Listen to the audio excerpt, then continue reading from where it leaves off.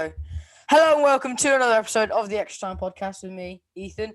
I'm joined as usual by Matthew and Youssef. There's absolutely loads to talk about this week, isn't there, lads? We've got Champions League, Europa League, and then some cracking games in the Premier League on the weekend. So let's start on the talk of the Champions League with the big European trophy. There were some big stories in the week, wasn't there? Man City steamrolled as we expected. Real Madrid beating Atalanta. So lots of big stories. Let's start with Chelsea beating the Atletico Madrid, who are at the helm of La Liga at the moment, I believe. So Tuchel impressed here, I think so. And they've got Manchester United on the weekend. That's going to be a close game. So what do you guys think of Tuchel's progress so far under Roman Abramovich at Chelsea? Well, I think he's a bit of an I don't know how to put this politely. He's a great manager, but he's a bit of an idiot because Callum Hudson-Odoi, he's like just turned 20. He's only 20, and he subs him off after 15 minutes. Fair enough, and then drags him out. It's just it's a bit stupid, I think. But I think Giroud is proving himself week in, week out. You got to start. You have to start him every game, surely, because he comes on pretty much every game he scores. So he has to be starting. Obviously, he's getting a bit old, but he still has to be starting. Definitely. Beautiful goal he scored as well, wasn't it, Youssef? Yeah. You see it? Yeah, I did. It was a great bicycle kick by Drew, and he does score a lot of those, to be honest. Yeah, he had that scorpion kick against Crystal Palace a couple of years ago. That was an amazing goal. Arsenal? Yeah, for Yeah, Arsenal, that's lovely. Lovely kit as well, I think, to remember. Like, we had, the gold kit. It was red, so no. No, that season Arsenal had a gold away kit. It was so nice. Oh yeah, that was... When they had Alexis Sanchez. Oh, some beautiful kit. He didn't score it in that, though. He scored it in the red one. Yeah, I've seen it. On Atletico Madrid and the Spanish league in general, the talk has always seemed to be biggest league in the world. I think it's Premier League by quite a way, especially at the moment. But could it be maybe we start talking about the Bundesliga as the second strongest now? Because the La Liga is, looking pretty poor this season. So you, Matthew. Oh yeah, definitely. I think the Bundesliga is way better than the La Liga at the moment. Obviously, Youssef will have his opinion about this, but I mean, to be fair, at least there's a bit of a challenge in the Liga. Like, will Barcelona crumble? Will Real Madrid be good again? Messi is probably the only reason that people not from Spain who aren't particularly interested, who aren't Real Sociedad fans or all the random clubs that are in there that seem to fight for 12th place. Carry on, Matthew. You know Bayern's going to win, and Dortmund's probably going to come second. No, Dortmund have been terrible this season.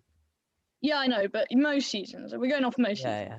So it's but I mean, at least in the Spanish league, that they you don't really, you sometimes don't really know what's gonna happen. But then the Bundesliga, there's more quality because Bayern Munich was the best team in the world in the summer, and now I'd say Man City's probably up them even further.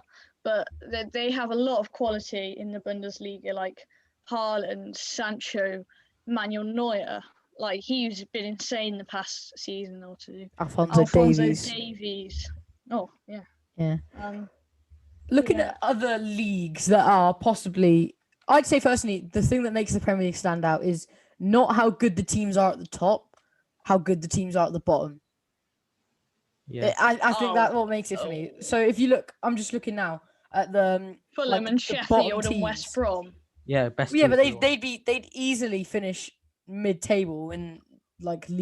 I strongly disagree with that point. Because Liga is a farmers' league. Liga is literally a farmers' league. You say that, but West Brom, there's no chance they're not getting relegated in Liga. They would finish mid-table in every other league in Europe. No, in La Liga. Also, have you guys seen the Serie A this season? It's so competitive. Genuinely. Yeah, but like they're not. We're not expecting them to be challenging Ronaldo and Zlatan. I'm just saying that they'll be beating. They beat like Udinese. No, they wouldn't. No, they wouldn't. They wouldn't, mate. I think you're deluded, Ethan. I think you are. You're saying they're mid-table and Napoli is 7th.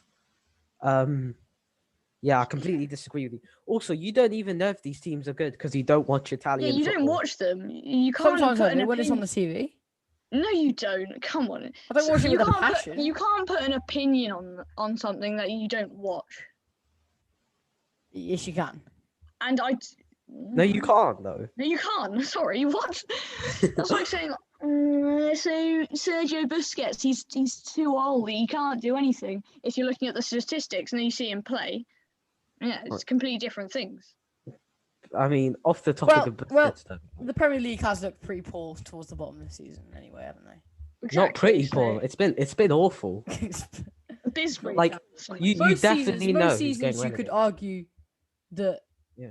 they've been pretty strong throughout the league in terms of compared to other teams in Europe. I just think like this season's been really strong in general. Like you still don't know where any team's gonna finish. Yeah. We had a text in the week about where do you think the Scottish Premier League teams would how they would fare in England. I think that's a really good talking point, isn't it? National League. No. No, but you've got to think about the funds. Because Celtic and Rangers owners Rangers are, and loaded. Celtic, I think they'd be around I wouldn't say. I'd say they'd probably be in the Prem. Yeah. But they'd probably be like that 15th area. Like no one really cares about them. It's like Crystal Palace. If you put no one cares. Celtic in the English league though, the pull that would bring. Think about it compared to just to give a really bad example, but who are they? So Sheffield United, how big's their stadium, do you reckon? This is how many seats? I just think I don't know. The fan base of Celtic and Rangers, the draw plus British English football, the draw that would bring, plus the owner is up there with one of the richest in the UK. They would, after a couple of years, they would start to challenge for Europa League possibly. I think. My god. Celtic are really bad right now, by the way. Oh yeah. And Rangers are unbelievable. Rangers are unbelievable. It depends. No, it really depends because you look, Aston Villa this season. They've made some great signings. I hate to say it, but they've done it all right, and they're up in 8th and could overtake Liverpool because they have 2 games in hand on them. Yeah. Sorry to bring that up, Youssef. And then Sheffield, they buy Rhian Brewster. Yeah. And look at them now. They're on 11 points after 25 games. It really depends on the signings they make and if they're good and clever or not. I do think I have been very disappointed with Rhian Brewster. I don't know about you guys, but from what I saw He's him, awful. Why would you buy him for 20 mil? Why? It was 20 mil. He's proven nothing. He scored a couple goals at Swansea. So he was pretty good at Swansea, from what I remember. He's not 20 mil player, no. He was solid at Swansea. He was solid at Swansea, and from what I saw from him at Liverpool at a young age, was probably like 8 mil. Was appalling. He was appalling for Liverpool. That's why we sold him. There was one game where him and Curtis Jones and everyone played in an FA Cup, and they beat. Oh yeah, that was against Arsenal, but that was Arsenal's under 20s plus Özil, who's 50, so it doesn't really count. True. So other games this week, British clubs wise, you know, I'm going to touch on it at some point. Tottenham. So beating Wolfsburger. It's not even Wolfsburg. It's Wolfsburger. Exactly. In Austria, so it's even worse than what we thought standard was. Oh, did Bale score after 3 minutes of coming on? Did he? No, I'm not going to talk too much about Bale because I've said my bit about Bale on here before. I want to talk about Dele Alli. Because he scored and got man of the match and got 2 assists. So, and Vinicius, who this season, I've got to be honest, has been pretty poor, scoring 2 goals as well. Also, I know I said I wasn't going to mention Gareth Bale, but he was on the bench, which suggests he will be starting against Burnley on the weekend. Does it? Well, yeah, because otherwise they just started him in the Europa League. If you actually look at Tottenham's lineup against Wolfsburger after being 4-1 up away, it's actually kind of sad. Like they're playing a very strong lineup against Wolfsburg. But then you think about it. Those just look at the team now. Hart doesn't start in the Prem, but behind Loris. Doherty sometimes does, doesn't he? Dyer sometimes. Does. Alderweireld sometimes.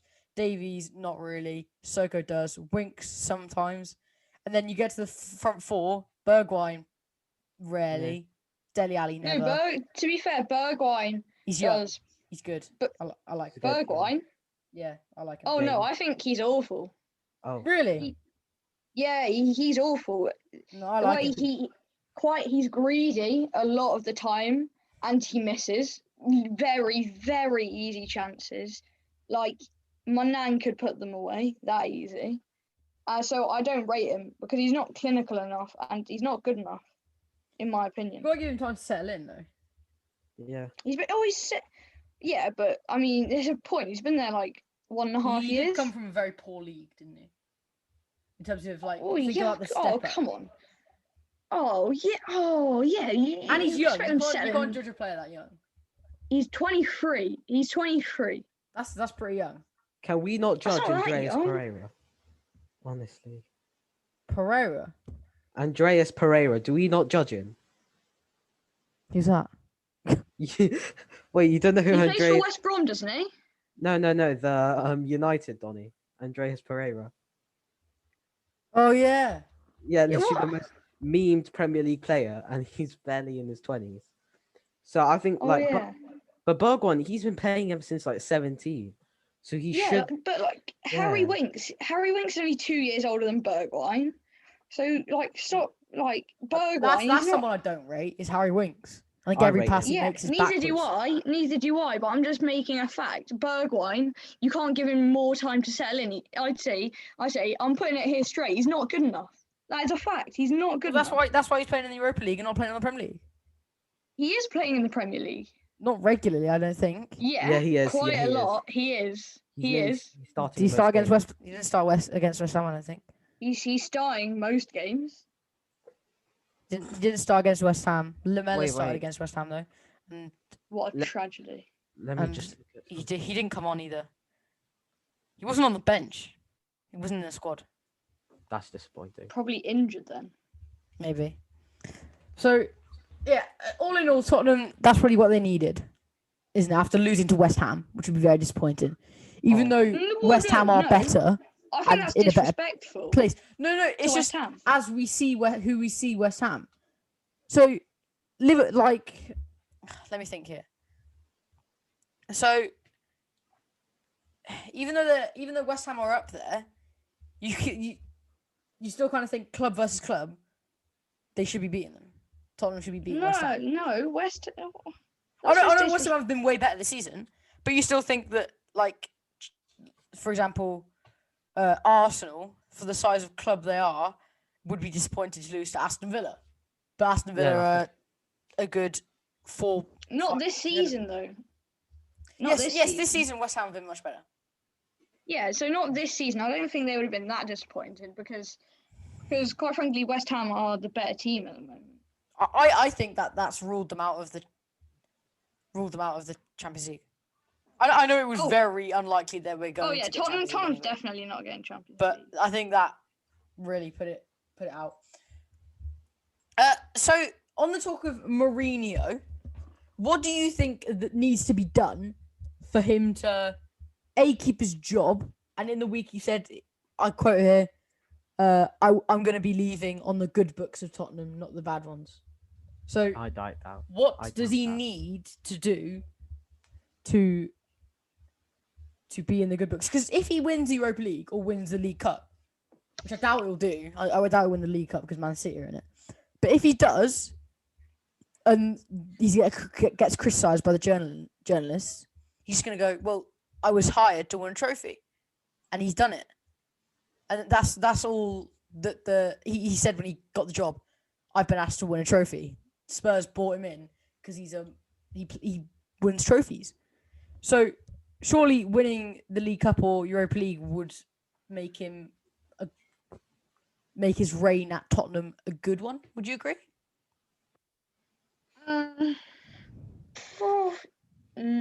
No.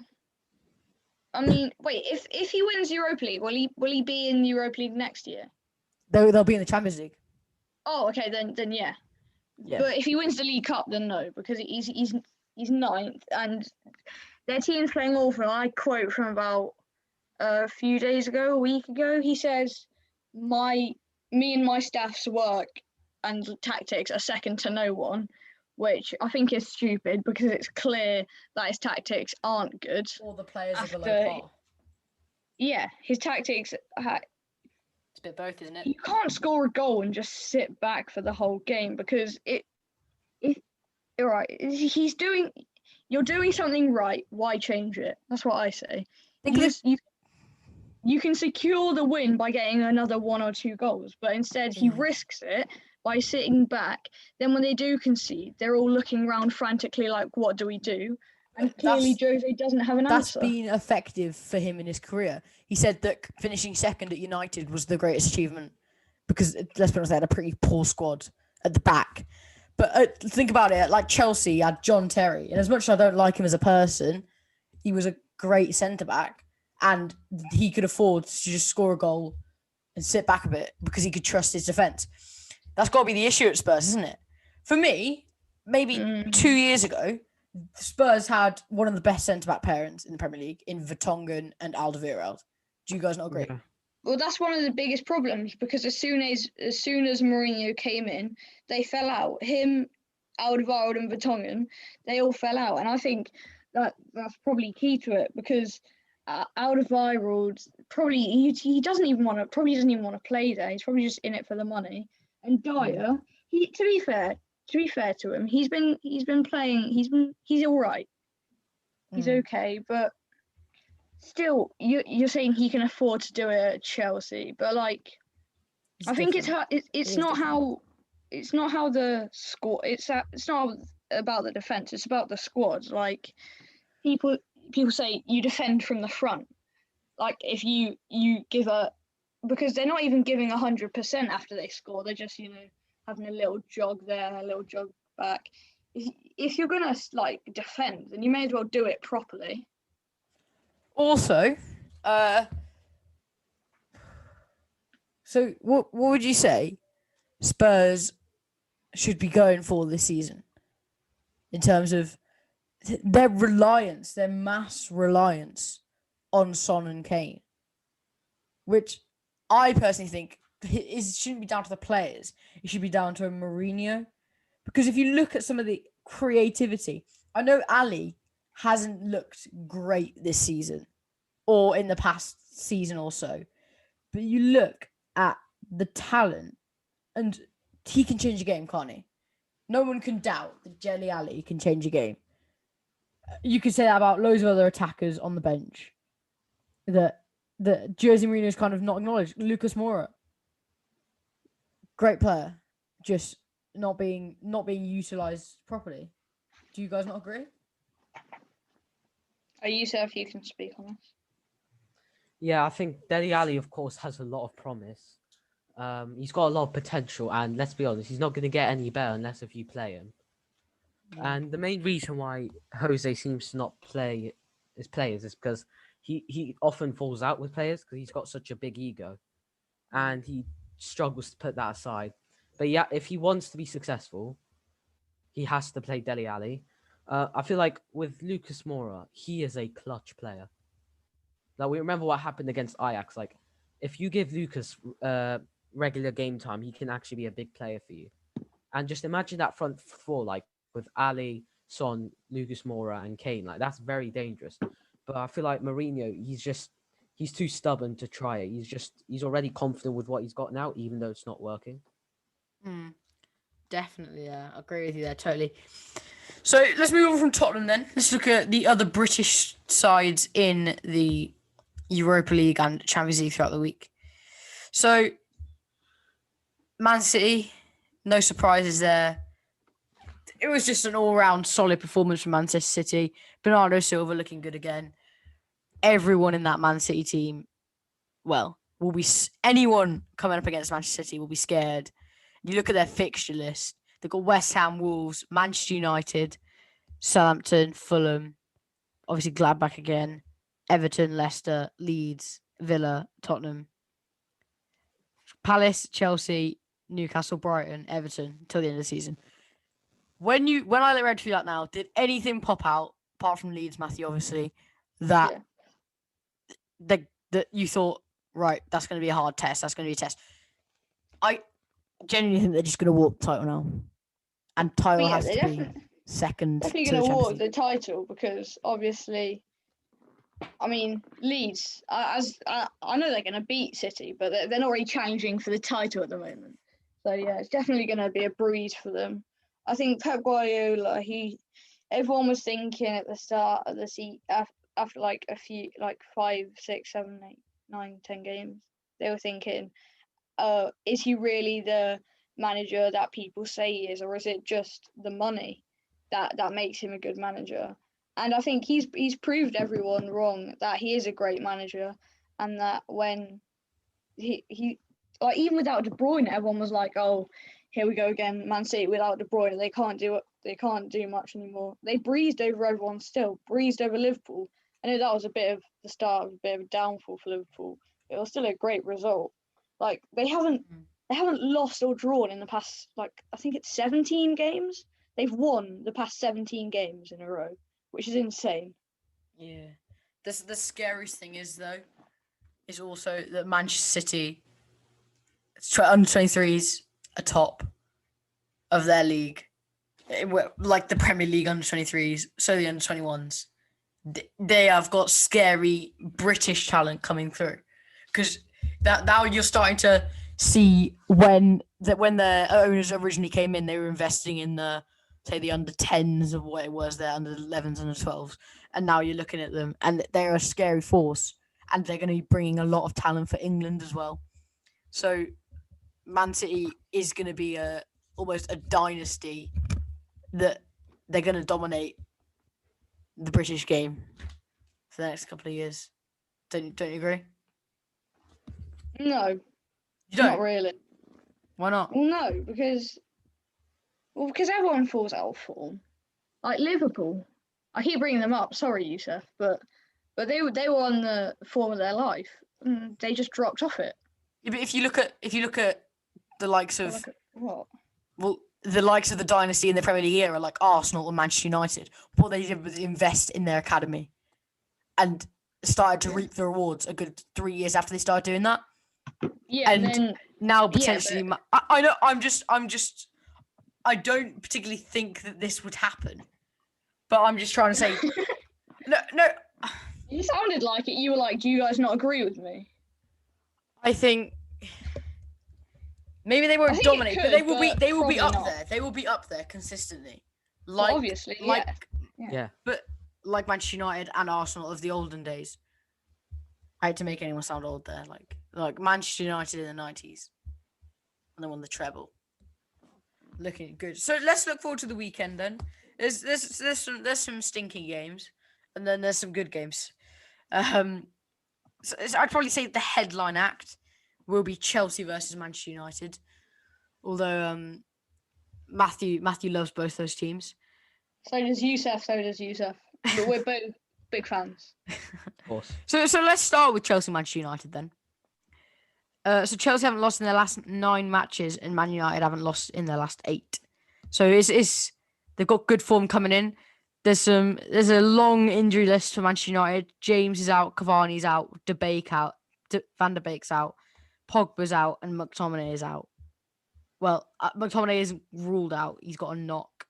So that is a long injury list. That's a worrying injury list as well, because you'd want Cavani up top, and you'd want Pogba in the midfield, and McTominay, and maybe James to come on. So looking ahead to this, Matthew, what do you think the outcome will be? I mean, first of all, obviously, yeah, they haven't lost in the past 8, but they've drawn 4 of them. And I try and find anything to get against Man United. Sorry. And to be fair, all of the teams they haven't been great. Like Real Sociedad, they're a bit average. They played them twice. Newcastle are pretty awful. West Brom they only drew to are awful. West Ham was a good result. 3-3 at Everton. That's what's all right. And then obviously the 9-0 at Southampton, and then the Arsenal 0-0. I mean they probably should. They should win that. Let's be honest. They should. If they want to go for the title in coming years, there have been games where Manchester United haven't been decisive enough. It's got to be said. If you want to be challenging for the title, you've got to beat the big teams. And they've drawn 0-0 with Liverpool. They've drawn 0-0 with Arsenal. They lost to Sheffield United, drew with Everton, drew with West Brom. And I know it's not relevant to the Premier League, but drew with Sociedad as well. And Leicester earlier on in the season. And Man City. Future, that's got to be where they're looking, isn't it? I know Cavani is the goal scorer. He's 34 years old now. You can't really see him going on. Do you think Manchester United need to invest in a goal scorer, or is Rashford and Greenwood enough? Or would you say they're more wide players?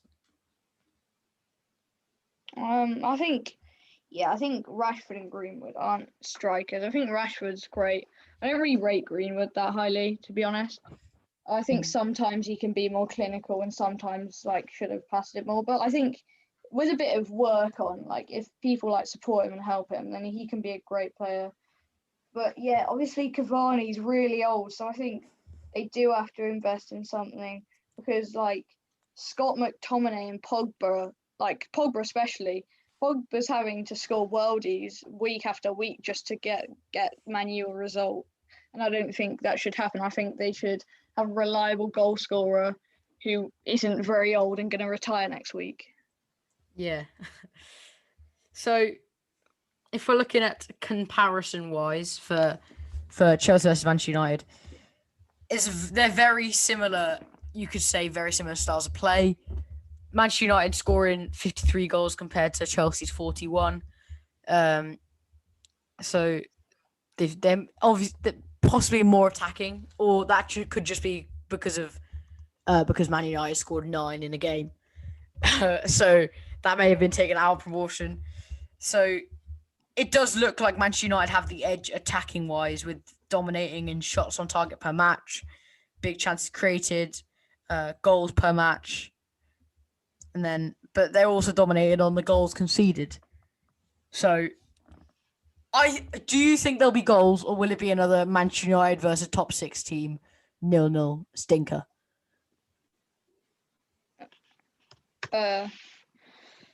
Youssef, you can. Okay. I think I'm not gonna lie to you. I think it'll be a stinker because not too Don't long. Don't say that. Yeah, it will be a stinker. It will be though. That's the thing I've got to look forward to. Nah, it will be a stinker. I can't put it any other way. When these two teams play, it's not always the most exciting game.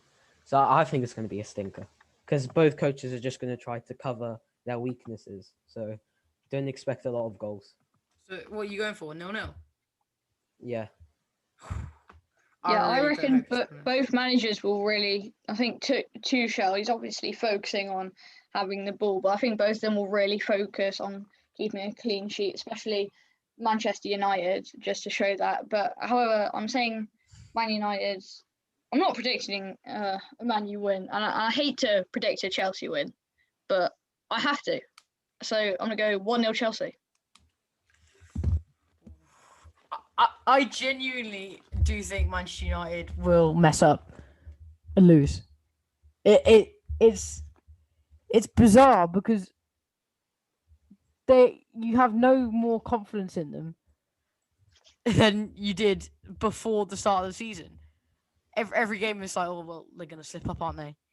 Well, so if Bruno gets injured, what do they have there? Yeah. They don't have a team.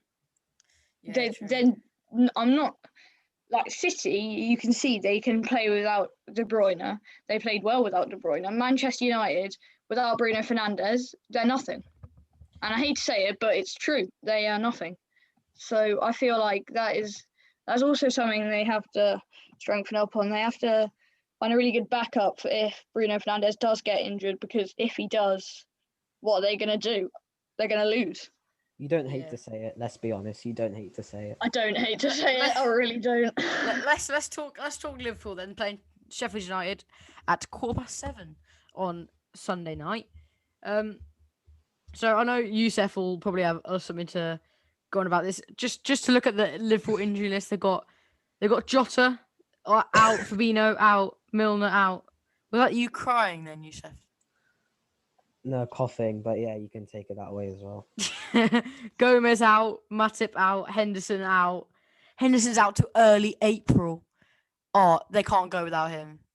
You look at it now, playing Sheffield United. I know Sheffield United have looked absolute rubbish in the most part. Will there be an upset? Liverpool versus Sheffield United. Matthew?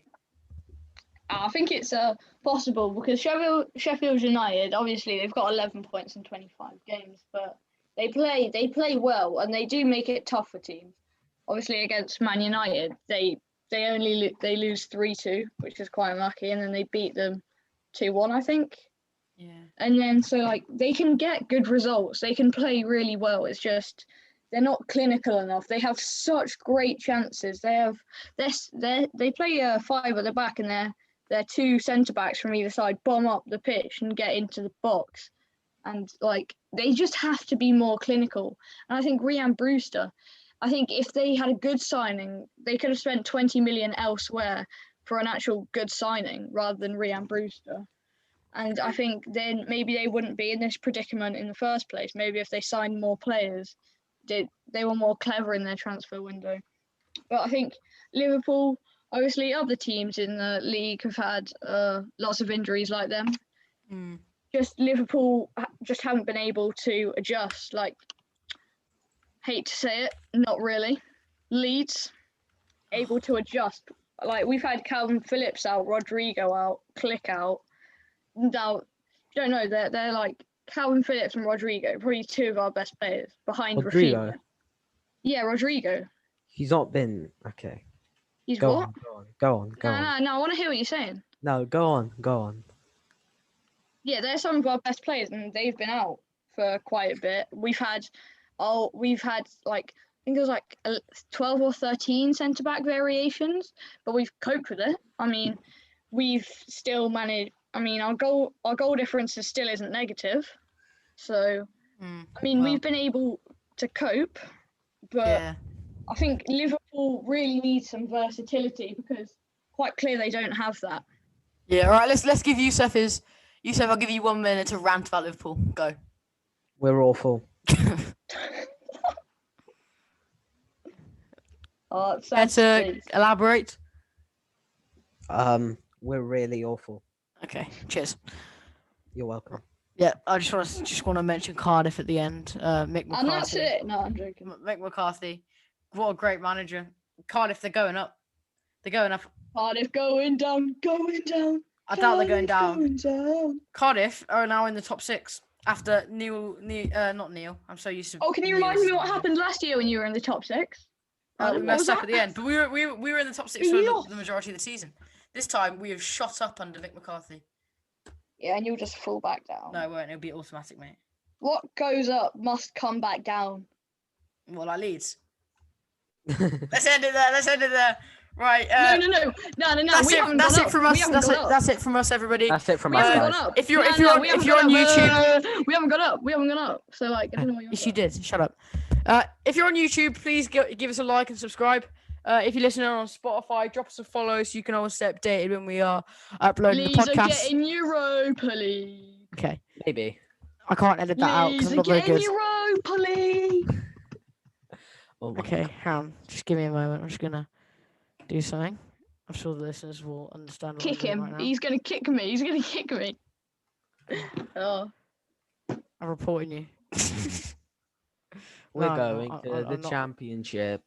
Yay. Yep. Right. No. I've just removed Matthew from so me and Youssef can have a good conversation. So Matthew's now been removed. If you want to get in contact with us, do so at etpodcast4@gmail.com. If you want to text us any questions, like good old Rob did for this topic on the SPFL. So also you can get in contact with us on Instagram. Give us a follow on there, or Twitter at Extra Time Podcast. Until we'll see you on Sunday, we'll be looking back at all the games. Until then, have a good one. See ya. Yusuf, do you want to say goodbye? All right, bye.